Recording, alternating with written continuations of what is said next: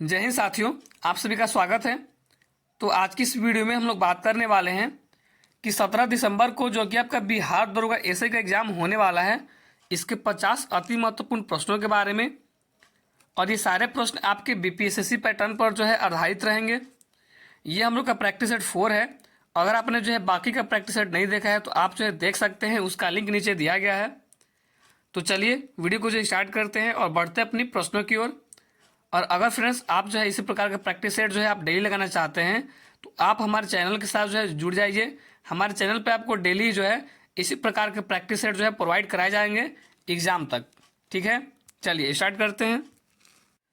तो फ्रेंड्स पहला प्रश्न आप यहाँ से देख सकते हैं कि भारत के महान्यायवादी के बारे में निम्नलिखित में से कौन सा कथन सही नहीं है।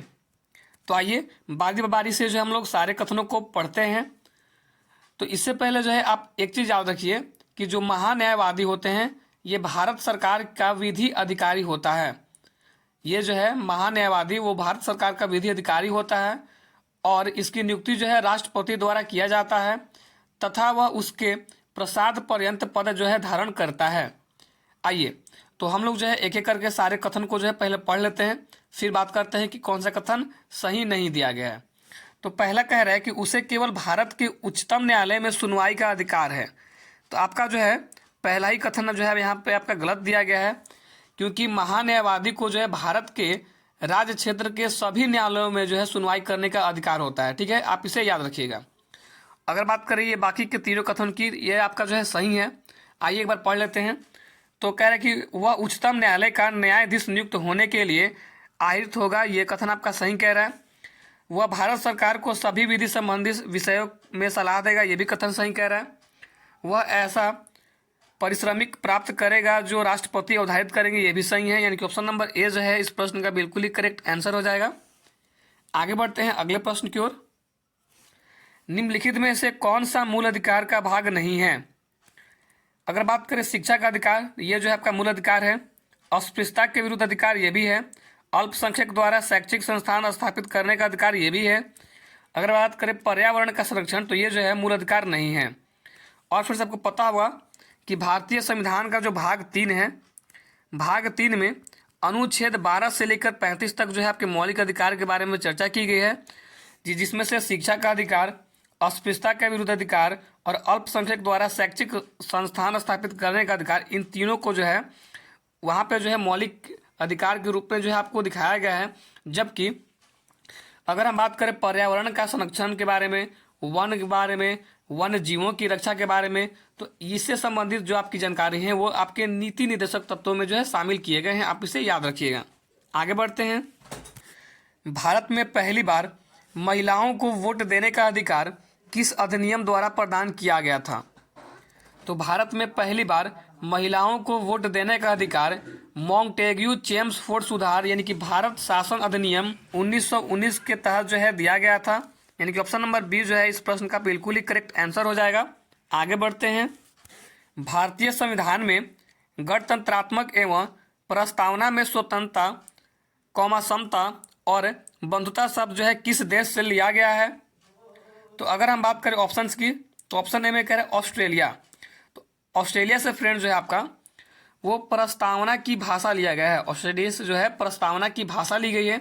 अगर बात करें जापान से, तो जापान से जो है विधि द्वारा स्थापित प्रक्रिया जो है ली गई है। अगर बात करें दक्षिण अफ्रीका से, तो यहाँ से जो है फ्रेंड्स आपके संविधान संशोधन की प्रक्रिया ली गई है। अगर बात करें फ्रांस से, तो ये जो आपका करेक्ट आंसर हो जाएगा। फ्रांस से जो है आपकी प्रस्तावना में स्वतंत्रता, समता और बंधुता जैसे शब्द जो है लिए गए हैं, आप इसे याद रखिएगा। आगे बढ़ते हैं। निम्न में से कौन सा व्यक्ति 1946 में गठित अंतरिम मंत्रिमंडल का सदस्य नहीं था।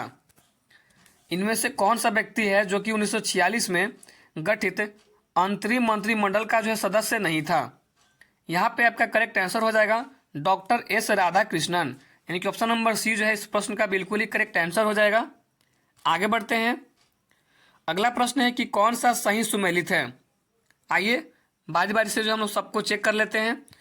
तो ए में कह रहे हैं कि संघ राज्य क्षेत्रों का प्रशासन, अनुच्छेद 239, ये आपका सुमेलित है। अगला है कि राष्ट्रपति को किसी विधेयक पर अनुमति देने का अधिकार अनुच्छेद 111, ये भी सही है। अगर बात करें संसद के सत्रवसान और विघटन अनुच्छेद 85, ये भी सही कह रहा है। तो यहाँ पे जो है आपका option number D correct answer हो जाएगा। ऊपर का जो है सभी क्या है, सही है, यानी कि सारे जो है सुमिलित है। आगे बढ़ते हैं। संविधान की अनुसूची 6 में किस राज्य में लागू नहीं होती है? जो संविधान की अनुसूची 6 है वह किस राज्य में लागू नहीं होती है? तो आपको पता है कि अनुसूची 6 में जो है पूर्वोत्तर राज्यों के बारे में चर्चा की गई है, जिसमें असम के बारे में चर्चा की गई है, मेघालय के बारे में की गई है, त्रिपुरा के बारे में की गई है और एक मिजोरम के बारे में की गई है। तो यहाँ पर पूछ रहा है कि किस राज्य में जो है लागू नहीं होती है। तो यहाँ पर जो है आपका सिक्किम हो गया और मणिपुर में जो है ये लागू नहीं होती है, यानी कि ऑप्शन नंबर जो है आपका डी करेक्ट आंसर हो जाएगा। आगे बढ़ते हैं। 1938 में भारतीय राष्ट्रीय कांग्रेस के अध्यक्ष निर्वाचित हुए थे।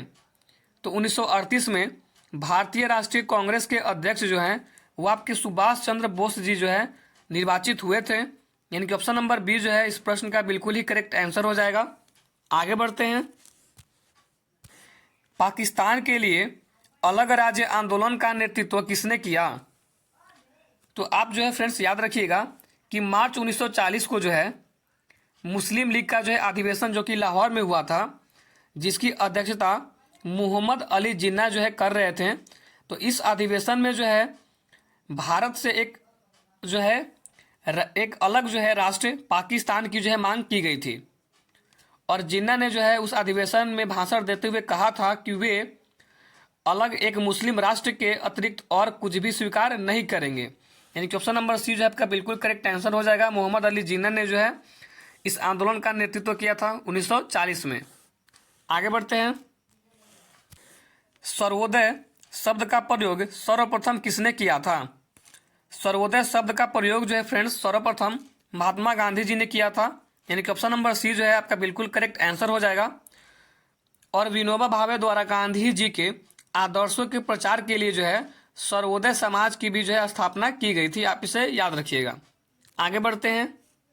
भारत में ब्रिटेन के सभी संवैधानिक प्रयोगों में से सबसे कम समय तक कौन सा चला था?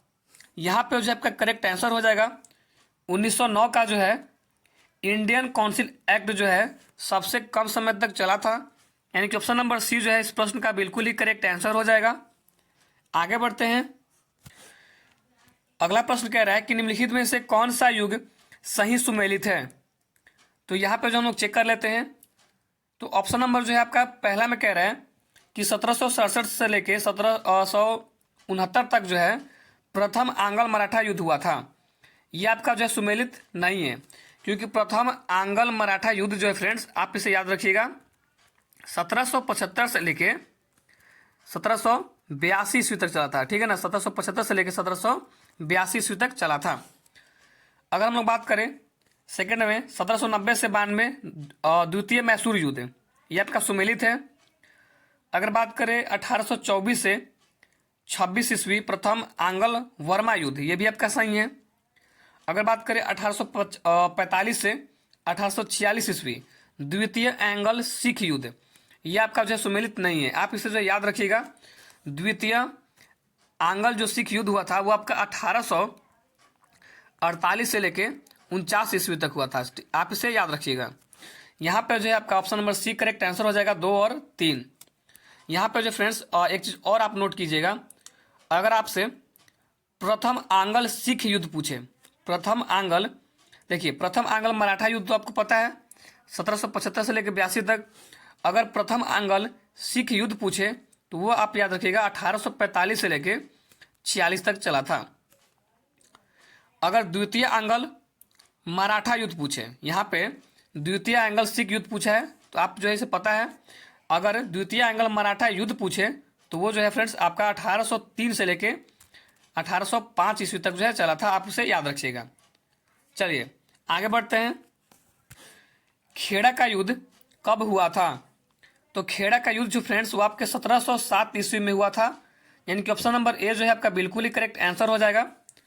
अगर आपसे प्रश्न में ये पूछे कि सकरखेड़ा का युद्ध कब हुआ था, सकरखेड़ा। सकरखेड़ा का जो है युद्ध कब हुआ था?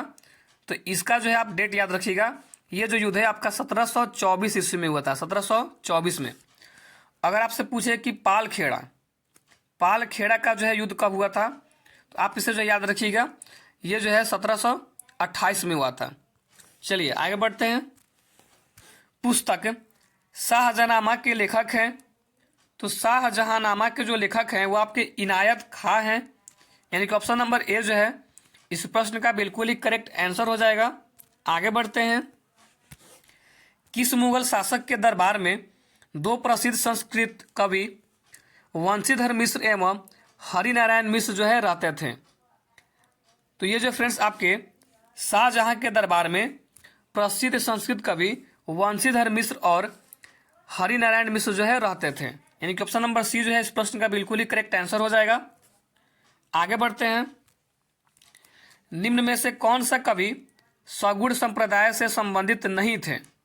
कौन सा कवि सगुण संप्रदाय से संबंधित नहीं थे? तो यहाँ पे जो है आपके कबीर जी जो थे वो सगुण संप्रदाय से संबंधित नहीं थे। ये जो है निर्गुण संप्रदाय से संबंधित है, ठीक है ना। कौन से? तो निर्गुण।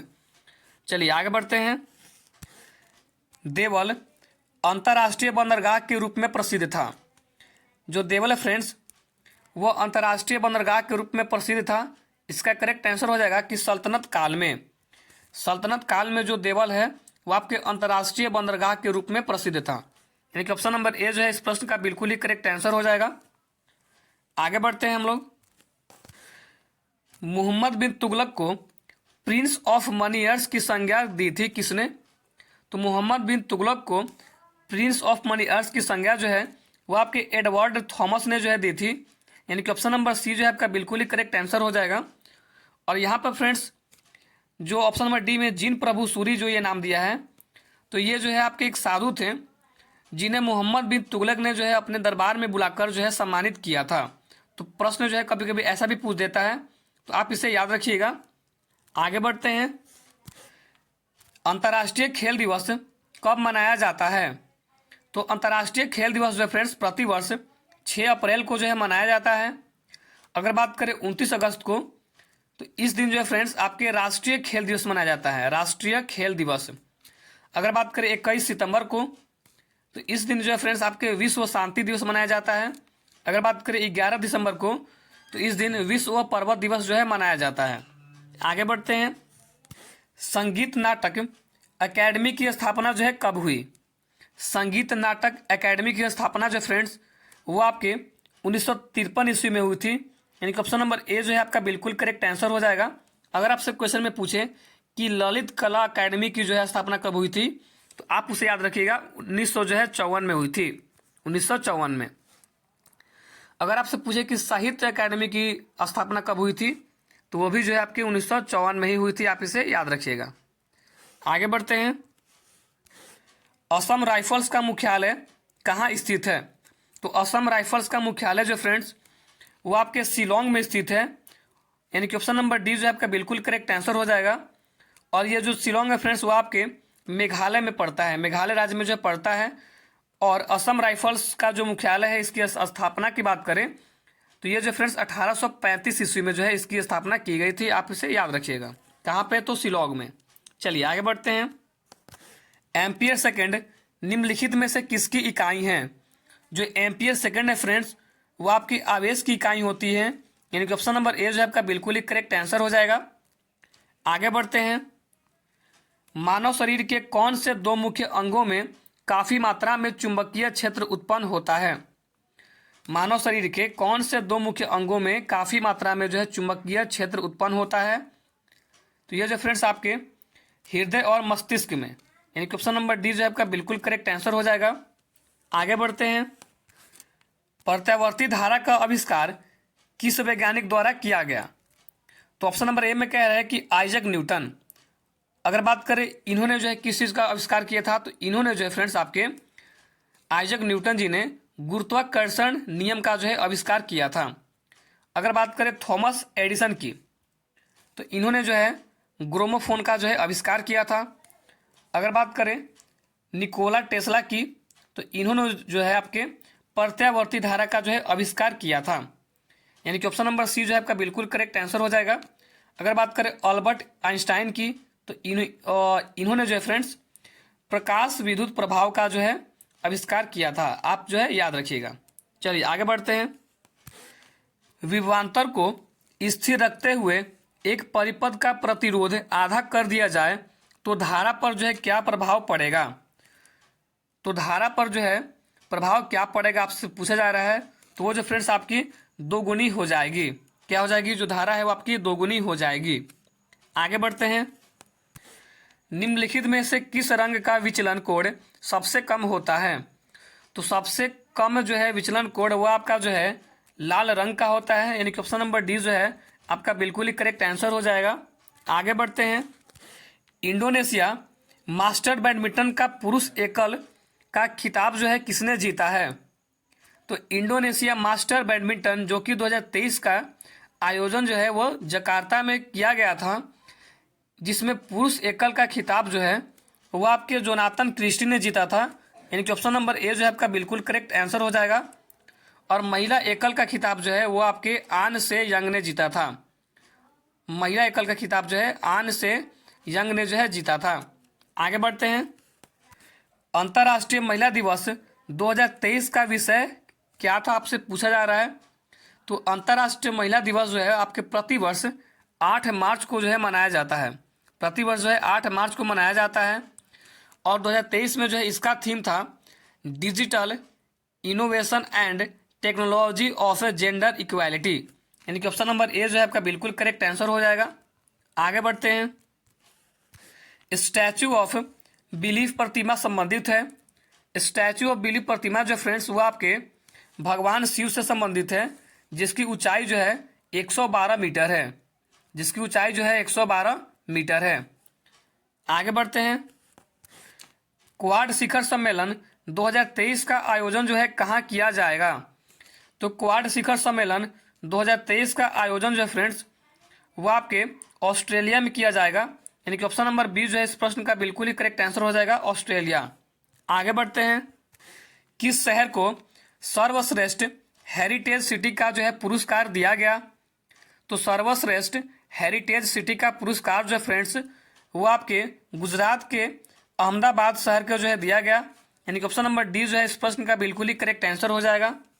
आगे बढ़ते हैं। अगला प्रश्न है कि एयर इंडिया ने किसके साथ अपने विलय को मंजूरी दी है। एयर इंडिया ने जो है किसके साथ अपने विलय को जो है मंजूरी दी है। तो वो जो फ्रेंड्स आपके विस्तारक के साथ जो है मंजूरी दी है। यानी कि ऑप्शन नंबर बी जो है आपका बिल्कुल करेक्ट आंसर हो जाएगा। आगे बढ़ते हैं। अंडर 19 वर्ल्ड कप की मेजबानी 2024 में जो है किस देश के द्वारा जो है किया जाएगा। अंडर 19 वर्ल्ड कप की मेजबानी जो है 2024 में किस देश के द्वारा जो है किया जाएगा। तो ये जो फ्रेंड्स आपके श्रीलंका के द्वारा किया जाएगा। यानी कि ऑप्शन नंबर ए जो है आपका बिल्कुल करेक्ट आंसर हो जाएगा। जबकि 2026 में जो है इसका आयोजन जिम्बाब्वे एवं नामीबिया द्वारा जो है किया जाएगा। आप इसे याद रखिएगा। आगे बढ़ते हैं। वर्ल्ड हैप्पीनेस रिपोर्ट 2023 में भारत का स्थान कौन सा है। वर्ल्ड हैप्पीनेस रिपोर्ट 2023 में जो भारत है वो आपके 126वें स्थान पे है। यानी कि ऑप्शन नंबर बी जो है आपका बिल्कुल ही करेक्ट आंसर हो जाएगा। वर्ल्ड हैप्पीनेस रिपोर्ट 2023 में जो है टोटल 136 जो है देशों ने जो है भाग लिया था, जिसमें से पहले स्थान पर जो है आपका फिनलैंड रहा है। पहले स्थान पर जो है आपका फिनलैंड रहा है। जबकि भारत की बात करें तो 126 पे है। आगे बढ़ते हैं। 32वें व्यास सम्मान 2023 से किसे सम्मानित किया गया। 32वें व्यास सम्मान 2023 से जो है आपके ज्ञान चतुर्वेदी जी को जो है सम्मानित किया गया। और यह पुरस्कार जो है उनके उपन्यास, उनके द्वारा लिखे गए उपन्यास पागल खाना हेतु जो है उन्हें मिला था। पागल खाना हेतु जो है उन्हें जो है मिला था। आगे बढ़ते हैं। पाक का जलडमरू मध्य को तेजी से तैरकर पार करने वाले पहले भारतीय कौन बने हैं। तो पाक का जलडमरू मध्य को जो है तेजी से तैरकर पार करने वाले पहले भारतीय जो है आपके सपन्ना रमेश सेलार बने हैं, यानी कि ऑप्शन नंबर जो आपका ए बिल्कुल करेक्ट आंसर हो जाएगा। आगे बढ़ते हैं।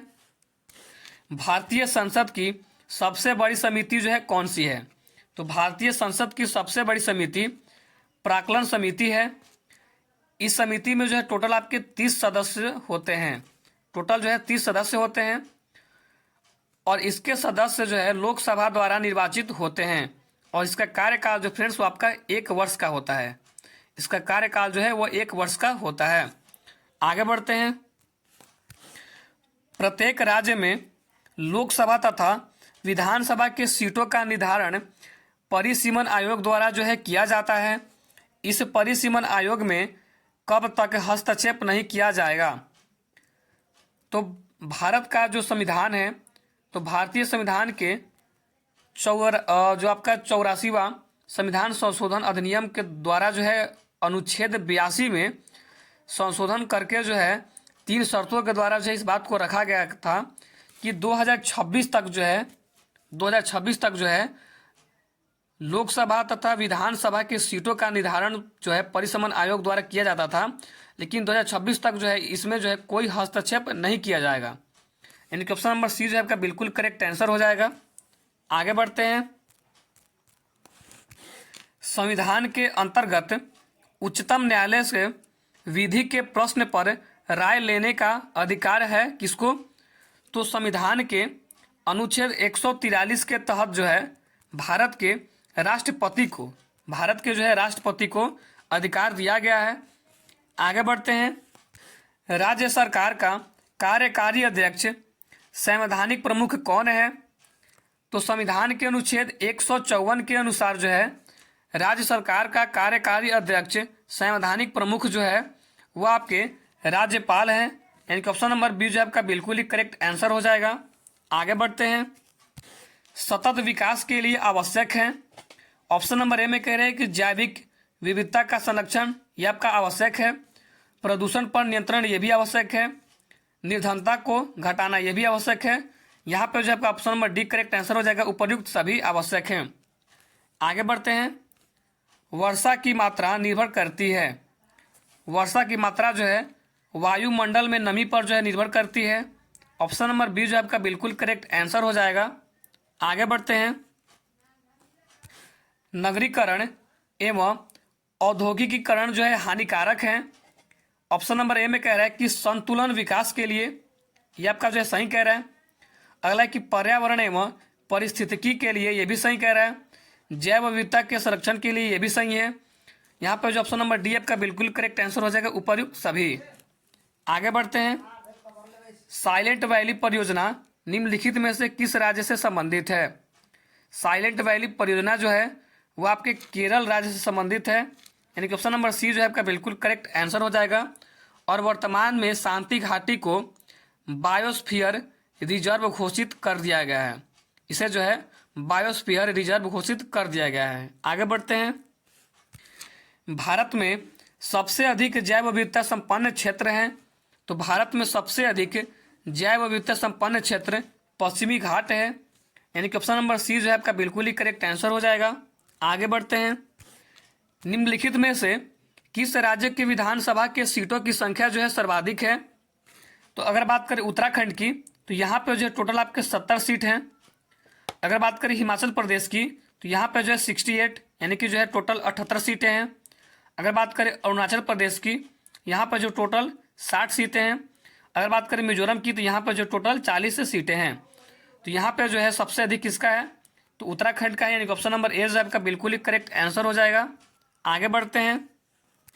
राज्यों में मुख्यमंत्री सहित मंत्रिपरिषद में मंत्रियों की न्यूनतम संख्या क्या हो सकती है?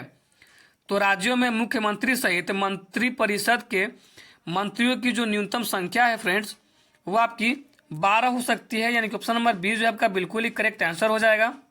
आगे बढ़ते हैं। संयुक्त राष्ट्र की आधिकारिक भाषाओं का संख्या जो है कितना है? तो संयुक्त राष्ट्र की आधिकारिक भाषाओं की संख्या जो है टोटल जो है आपके 6 हैं। यानी कि ऑप्शन नंबर बी जो आपका बिल्कुल करेक्ट आंसर हो जाएगा। और वो 6 कौन कौन से हैं? तो अंग्रेजी, अरबी, चीनी, फ्रांसीसी, रूसी और स्पेनिश है। आगे बढ़ते हैं। तुल्लाल और थुल्लाल किस राज्य की एकल व्यंग्यात्मक जो है नृत्य शैली है? तो ये जो फ्रेंड्स आपके केरल राज्य की जो है नृत्य शैली है, यानी कि ऑप्शन नंबर ए जो है आपका बिल्कुल करेक्ट आंसर हो जाएगा। आगे बढ़ते हैं। मेंगुती के जैन मंदिर जो है वर्तमान में किस राज्य में स्थित है? तो मेंगुती के जो जैन मंदिर है वह वर्तमान में जो फ्रेंड्स आपके कर्नाटक राज्य के बीजापुर जिले में स्थित है। कर्नाटक राज्य के जो है बीजापुर जिले में स्थित है। और यह मंदिर जो है पुलकेशिन द्वितीय के द्वारा, किसके द्वारा? तो यह मंदिर जो फ्रेंड्स आपके पुलकेशिन द्वितीय के द्वारा जो है बनवाया गया था। पुलकेशिन जो है द्वितीय के द्वारा बनवाया गया था। तो यहीं पे फ्रेंड्स जो हमारी वीडियो खत्म होती है। तो मिलते हैं नेक्स्ट वीडियो में, तब तक के लिए थैंक यू।